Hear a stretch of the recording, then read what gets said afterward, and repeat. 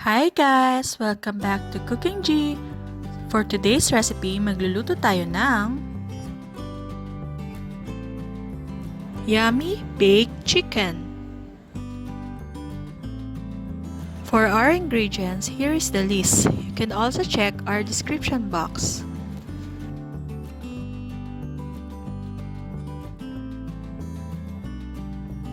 Umpisahan na natin ang pagluluto.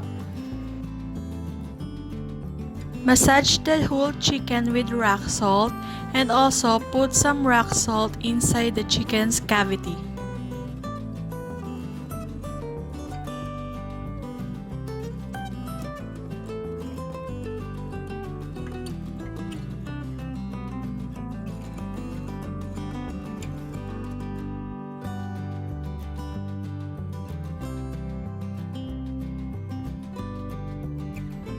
Season the whole chicken with black and pepper seasoning and also put some black and pepper seasoning into the chicken's cavity.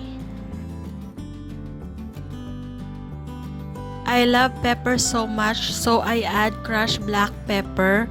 So, depende sa inyo kung gusto nyo pa siyang lagyan or hindi.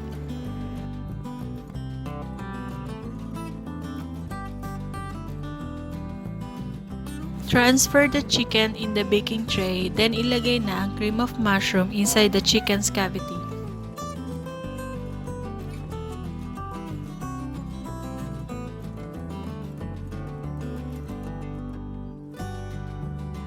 Make sure that the position of the chicken is this way, para hindi agad lumabas ang cream of mushroom when baking. Sprinkle olive oil outside the chicken to prevent it from drying.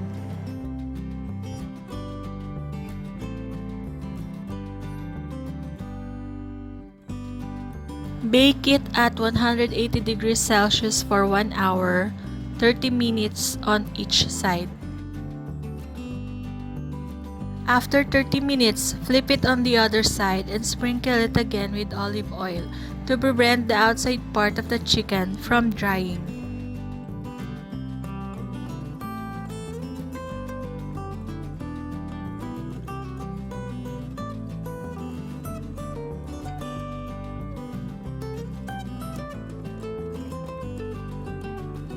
Then, put back the chicken to the oven and bake it for the last 30 minutes.